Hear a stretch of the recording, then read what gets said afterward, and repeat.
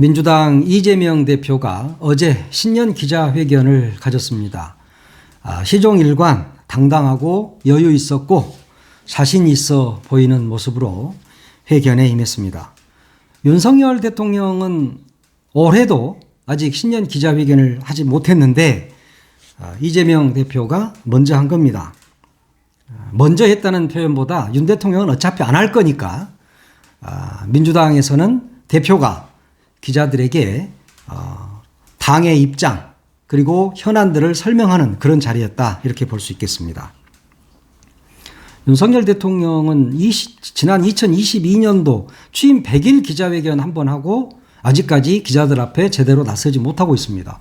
도어 스태핑도 한다고 했다가 몇 번 하다가 바로 때려치우고 기자들 만나는 게 엄청 싫죠. 기자를 만난다는 것은 언론을 통해서 국민을 만나는 것이거든요. 근데 그 국민과의 만남 자체를 스스로 봉쇄해버린 겁니다. 올해 역시 오늘이 벌써 2월 1일인데 기자회견을 할 생각은 아예 없는 것 같습니다. 혹여 제가 좋아하는 방송에 나가서 그냥 대담 방송하는 거 짜여져 있는 어떤 것들만 하고 싶은 것 같아요. 자, 그러면 기자회견을 피하는 윤석열과 기자회견을 당당하게 임하는 이재명, 누가 대통령 같아요? 이재명이가 훨씬 더 대통령답잖아요. 지금 입장에서 보면 그렇다는 겁니다. 내용이야 뭐 워낙 이 정부가 못하니까 단 한 가지도 칭찬할 게 없잖아요. 그래서 이 정부에 대한 실정 그리고 대안을 내놓는데 주력을 했어요. 그러면서 뭐 시간이 다 간 느낌인데 특히 그 윤석열 정부가 지난 2년간 정적 죽이기에만 올인해서 나라를 위기로 몰아넣었다. 이 말은 아마 국민 대부분이 공감을 했을 겁니다. 그리고 대통령은 국민이 무서워서 또 혹은 김건희 여사 명품백에 대해서 어떻게 생각하느냐 또 혹은 김건희 특검 도이치모터스 주가 조작해서 22억 9천만 원 이익 본 것에 대해서 어떻게 생각하느냐라는 질문이 나올까 봐 무서워서 못하는 거잖아요. 그렇게 말도 많고 혼자 1시간 만나면 59분 동안 말을 한다는 분이 기자회견을 못하는 데는 분명히 이유가 있을 겁니다. 기자회견에서 말 함부로 했다가는 집에 가면 혼나는 일이 있을 거니까 그럴 거예요. 대통령은 무섭고 겁나서 피하는 기자회견을 이재명은 당당하게 했다. 이것만으로도 충분히 평가받을 수 있을 것입니다. 다만 아쉬운 게 없지는 않죠. 선거제 문제에 대해서 비례대표 선거제에 대해서 이야기하지 않았다는 거. 그 질문이 안 나왔을 리가 없잖아요. 나오니까 의견 수렴 중이다 이러면서 슬쩍 넘어간 것은 아쉬운 부분이다 이렇게 이야기를 할 수 있을 겁니다. 이 비례대표 선거제에 대한 사항 이게 지금 민주당에서는 전당원 투표로 넘어가는 것 같아요. 지금 당은 실무 작업에 착수했다고 그럽니다. 당내에서는 뭐 지난 대선에서 비례대표용 이성정당을 방지하는 연동형 그리고 권역별 비례대표 이걸 약속한 만큼 이를 지켜야 된다 하는 그런 입장이 있습니다. 그렇지만 현행 제도에서 여당도 이성정당도 만들게 되면 총선이 매우 불리해진다. 만약에 이 권역별 연동제로 갔을 경우에는 그렇다는 거죠. 그렇기 때문에 그냥 병립형으로 회귀하자. 국힘도 병립형을 바라고 있으니까 우리 역시 위성정당 창당하고 말고 하지 말고 바로 그냥 병립형으로 회귀하자. 그런 주장이 사실은 팽팽히 맞서고 있는 상황입니다. 이렇게 이제 찬반이 엇갈리고 뭐 여기저기에서 왜 약속을 지키지 않느냐 뭐 이런 이야기들이 나오니까 그러면 전 당원 투표를 한번 해보는 건 어떠냐 이런 이야기를 하고 있는 거죠. 지금 실무 작업에 들어갔다고 그러는데 이게 사실은 이제 당원 여론을 당에서 조사를 해본 그런 여론을 보면 병립형 회귀가 70% 정도 찬성이 나온다고 그래요. 그러면 결국은 전당원 투표를 하게 되면 병립형으로 가게 되겠죠. 그러니까 이제 일부에서는 병립형으로 가는 게 말이 되느냐. 그건 양당 구도가 고착화되고 제3정당 등 군소정당이 소멸된다 사실상. 그래서 안 된다 라는 주장을 하고 있는 겁니다. 뭐 이탄희 의원 같은 경우는 연동형으로 가고 위성정당도 절대 만들면 안 된다 이러면서 뭐 나의 모든 걸 걸겠다 이러면서 갑자기 불출마 선언을 해버리고 그러더라고요. 정치가 뭐 그렇게 극단으로 가는 게 정치는 아니잖아요. 그 극단 정치는 누가 좋아하냐? 윤석열이 좋아하죠. 그런데 제3정당의 발전 굉장히 중요합니다. 교두보를 놓는 거 중요하죠. 정치개혁에 교두보를 놔야죠. 그렇지만 지금 제3정당은 미안하지만 그럴 만한 정당이 아니라는 것에 문제가 있는 겁니다. 이전에 정의당 같은 경우는 본인들이 이제 비례대표를 많이 가져갈 것으로 예측을 하고 그런 정치개혁 특위에서 합의를 했단 말이에요. 그런데 결과적으로 어떻게 됐습니까? 양당이 위성정당을 만들면서 정의당은 쪼그라졌고 지금 정의당 지지율이 어느 정도입니까? 이준석 당보다 이낙연 당보다 더 낮는 게 지금 정의당의 현실인 겁니다. 자, 지금 제3지대에 나와 있는 정당 중에 이준석 당이나 이런 당은 윤석열이한테 탄압받아서 튕겨져 나온 윤석열이 싫은 당, 윤석열이 싫어요 당이잖아요.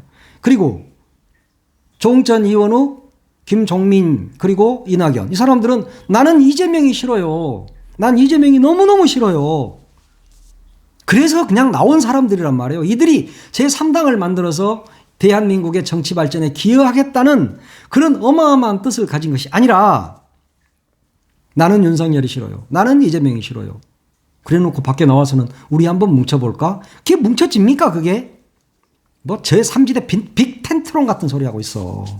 무슨 빅 텐트가 됩니까 지금. 각자 생각이 다 다른데 지금 제3당이 이념과 정치와 어떤 철학이 맞아서 가치관이 맞아서 그들이 함께해서 이 나라의 정당 정치 그리고 우리나라의 정치의 발전을 가져온다면 제3당을 밀어주는 게 맞죠.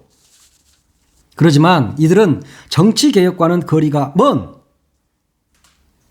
미움과 참 뭐라 그럴까요? 이 정말 미움뿐만이 아니라 어떻게 보면 상대를 막 저주하는 입장에 있는 사람들이란 말이에요. 이 사람들이 지금 밖에 나가 있는 거잖아요.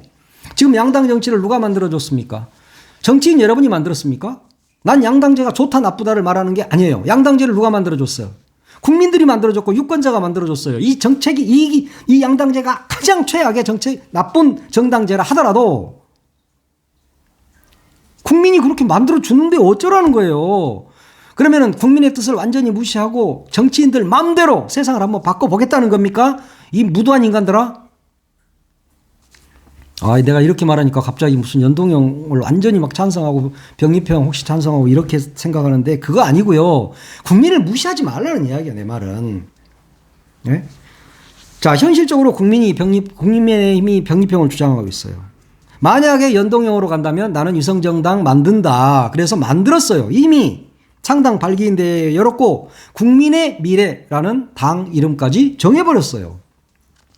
좀 당만 만들었다 하면 다 미래야 어떻게.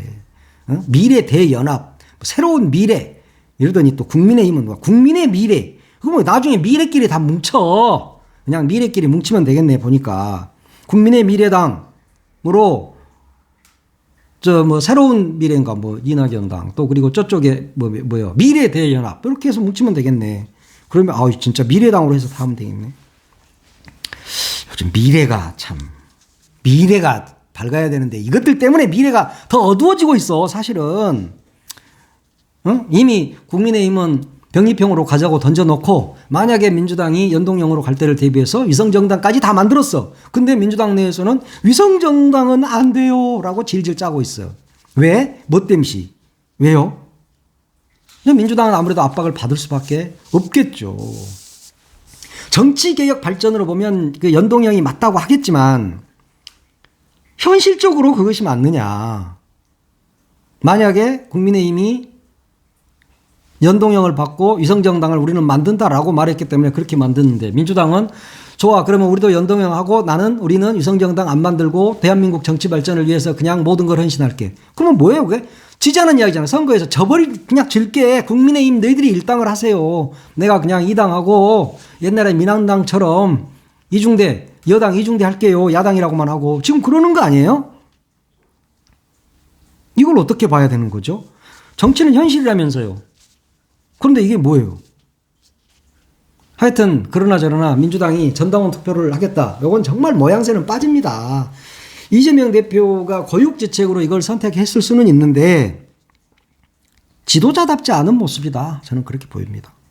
지도부가 결정을 하고 의원총회도 하고 전당원 투표 나중에 하고 이러면서 그것을 추진해가는 과정이 더 중요하지 않겠느냐라고 말한 홍영표 원내대표의 말이 나는 더 설득력이 있어 보입니다. 지도부가 결정을 해야죠. 이 정도면. 이미 당원들의 70%가 병립형 회기를 찬성하고 있다는 것을 알고 있잖아요. 병립형이 좋다 나쁘다의 차원을 떠나서.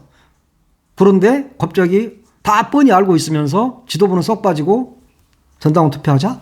이거 참 모냥 빠지는 일 아닌가? 혼란을 부추기는 일은 아닌가? 그런 생각은 듭니다. 정치는 뭐 명분도 중요하지만 실리가 더 중요하잖아요. 실리가 중요합니다. 지금은 더더욱 그렇습니다. 반드시 200석 이상을 얻어서 이 잔인하고 무도한 정권을 심판해야 된다니까요. 그것이 이번 선거의 시대정신인 거예요. 지금 정치개혁이니 제3당한테 밀어주지 않으니 제3당을 반드시 키워야 된다는 이따위 소리를 지금 하고 있을 때가 아니라니까요. 나는 그렇게 생각해요. 물론 이것이 나중에 이재명 대표에게 덕이 될 수도 있을 겁니다. 나중에 대선에 나갔을 때 끊임없이 이 문제를 가지고 당신은 약속을 지키지 않은 사람이야 라고 물어뜯을 수는 있겠지만 지금은 그게 중요한 게 아니라 반드시 민주 세력이 200석 이상을 얻어서 윤석열 정권을 심판해야 된다는 시대정신에 충실해야 한다. 그것이 바로 국민의 여망이다. 저는 그렇게 생각합니다. 이런 와중에 유인태 전 국회 사무총장, 그러니까 뭐 정무수석도 하고 그랬죠. 이분이 오늘 아침에 CBS 김현정의 뉴스쇼에 나와서 이런 말을 하더라고요. 나 이 양반 이야기 들으면서 화가 좀 났어. 이재명 대표가 7번씩이나 약속을 한 것을 저렇게 미적거리는 것 자체가 신뢰 문제다. 그러니까 연동형으로 가자. 그 이야기고. 소탐 대실이다. 공약했으면 자고 오면 하면 안 된다. 그러면서 흔히 당권은 당원에게 있고 하는 사람들이 되게 원래 히틀러가 국민만 보고 간다고 했다. 와, 이 양반은 완전히 전당원 투표 문제에 대해서 그렇게 하지 말고 지도부가 결단해서 해야 되지 않겠느냐라고 말하는 게 당의 원로지. 거기다 대놓고 히틀러 이야기하면서 히틀러도 국민만 보고 간다고 했어. 그런데 이재명이가 전당원 투표한다고 그래? 그럼 너도 히틀러야? 뭐 이렇게 등치되는 거 아니에요? 나이 드셔가지고 그러시면 안 돼요. 그리고 당의 고문 아닙니까? 혹시 뭐 당이 고민인지 어쩐지는 저는 모르겠어요. 난 당원이 아니니까. 그런데 거기다가 대의제를 무시하고 당원 투표에서 그 못된 짓은 민주당이 다 전 당원 투표로 했다. 이렇게 이야기를 했어요. 물론 민주당이 전 당원 투표 해가지고 잘못한 것들이 많이 있죠. 서울시장 보궐선거 뭐 안 내기로 했다가 전 당원 투표에서 내고 뭐 이러면서 처절하게 깨지고 뭐 이건 있어요. 그러지만 지금은 총선이다. 그러면서 이분이 이렇게 말했어요. 하여튼 되게 천벌 받을 짓은 전부 당원 투표를 해서 하더라고요. 이렇게 말했어. 그러니까 지금 이걸 전당원 투표를 하게 한다거나 병립병으로 간다면 그것은 이재명 대표가 천벌 받을 짓이다. 이렇게 저주를 퍼부은 겁니다. 이렇게까지 저주를 퍼부을 일입니까 이게? 당의 원로가 그래도 명색이 옛날에 운동권에 계시면서 이 나라의 민주화를 위해서 진짜 목숨을 걸고 싸웠던 분이 이재명 대표가 운동권 아니어서 밉습니까? 싫습니까? 그럼 운동권에서 대선 주자 이재명만한 놈을 내놔야죠. 유인태 선생님. 안 그래요? 지금 이 상황에서 이재명 대표를 향해서 천벌받을 짓이다라는 저주를 퍼부어야 됩니까? 지금? 그러고 싶습니까? 이 말이 누구를 위하는 말입니까? 이게 민주당을 위한 말이에요? 본인은 그렇게 말하고 싶겠죠. 너희들 병립형으로 연동형으로 가야 돼. 병립형으로 회귀하면 실리도 없어. 이렇게 좋게 말해야지. 나이 드신 분이. 나도 이 나이 먹어서 이렇게 말을 좀 세게 하고 그러면 많은 후배들이 막 그래요. 형, 왜 말을 그렇게 나이가 먹어가지고 이렇게 말합니다. 그런데 이 유인태 어르신 이재명한테 천벌 받을 짓이라고요? 이재명이가 싫어도 그렇지. 그러면은 이낙연처럼 나가면 되잖아요. 이석현이처럼 나가시면 되지. 여기다 대놓고 당의 고문이고 원로라는 분이 앉아서 윤석열 치어리더, 윤석열 도우미 하시면 되겠습니까? 윤석열에게 유리한 말을 하면 그게 치어리더지. 이재명이가 무슨 천벌 받을 짓을 했어요? 난 모르겠네. 그건 뭐 잘 모르겠어요. 하여튼 선거는 해봐야 알지만 지금 윤석열과 최일선에서 싸우는 사람이 누굽니까? 모가지에 칼을 맞아가면서까지 싸우는 사람이 이재명이란 말이에요. 유인태가 아니에요. 선생님. 이재명이는 목숨을 걸고 지금 윤석열과 싸우고 있는데 거기다 대놓고 천벌받을 짓이라고요? 그렇게 저주를 퍼부으면 누구한테 도움이 됩니까? 그러면 고약하게도 앞에서도 이야기했듯이 윤석열 치어리더다라는 이야기만 남는 겁니다. 그러시면 안 돼요.